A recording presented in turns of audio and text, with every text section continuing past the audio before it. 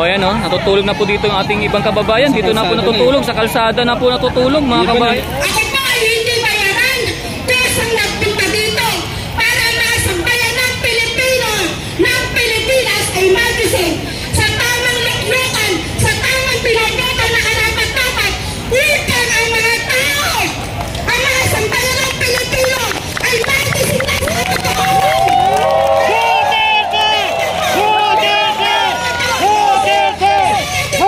sa Sara Duterte at ang kanyang ama na inihalan. Panahon na para kamagising ang taong bayan. Huwag na po tayo magpapapatay tulog-tulog sa mga tiwaling gobyerno na nasa loob na mga buhaya na nagkakamal na limpak-limpak na salapi.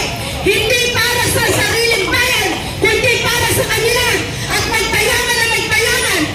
Pasensya na po, gusto ko lang po talagang maisabi ang aking salooban na hindi po dapat tayo na sumuko, lubos, magkaisa tayo lahat para suportahan ng ating Vice Presidente na si Sara Duterte.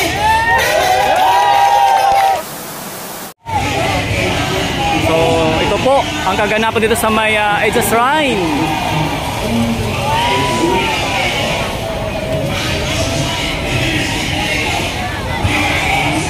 Makita po natin dito ang ating mga kababayan na sumusuporta kay VP Sara Duterte at siyempre Tatay Digong. Ang lakas po ng panawagan mga kababayan ko, no? Ng ating mga kababayan dito.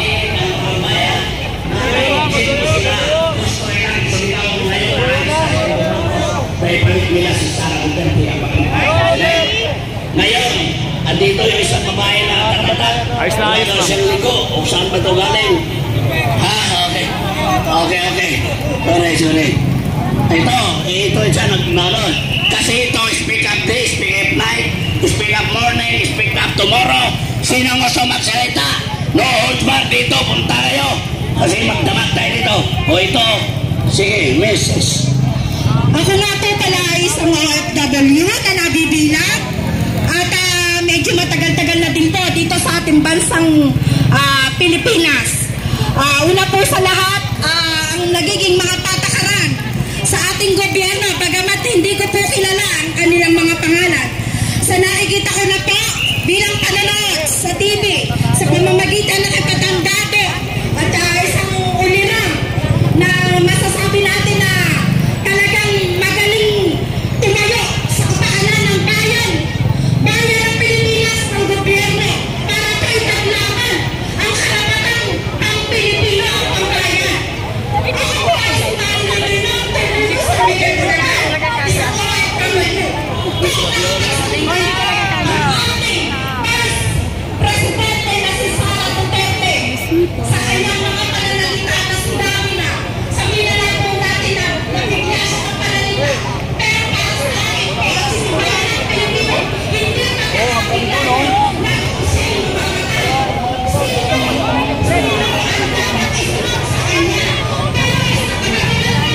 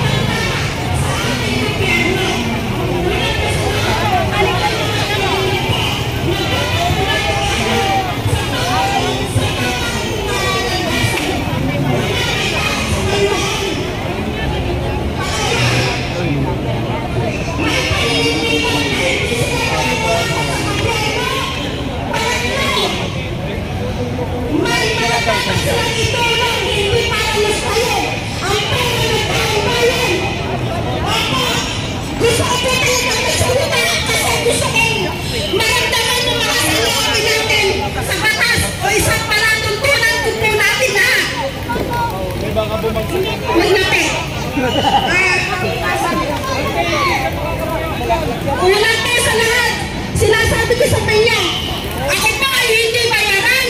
Diyos ang nagpunta dito para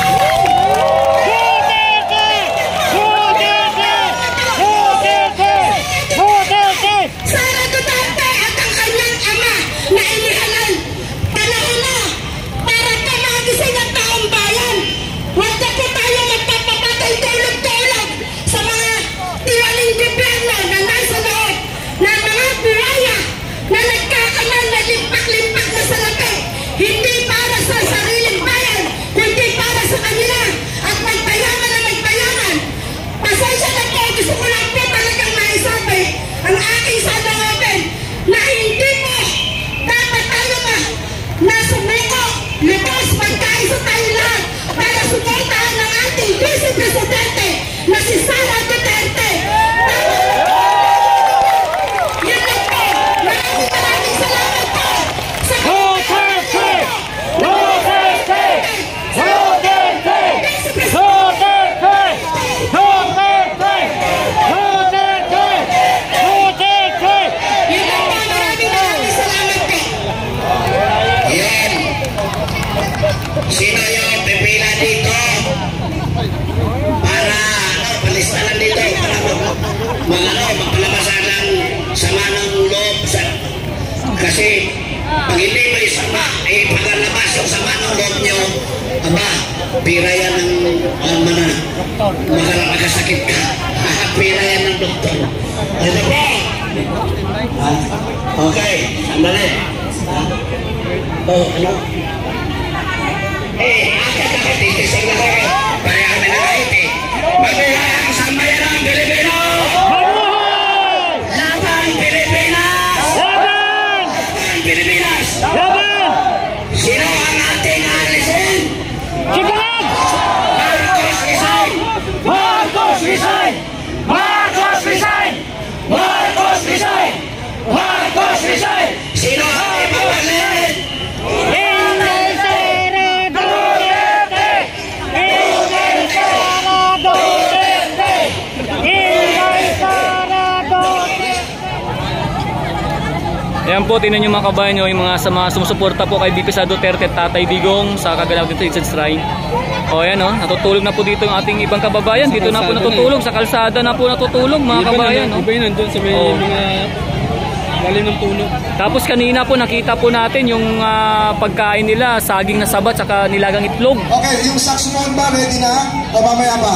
Yan po yung kaganapan dito, yung ating nakikitang kalagayan natin mga kabayan sa EDSA Shrine. Yan nakikipagpapakita po ng suporta kay VP Sara at Tatay Digong mga kabayan. Naka-contact dito, magsasalita. Wala? Sino gusto magsalita?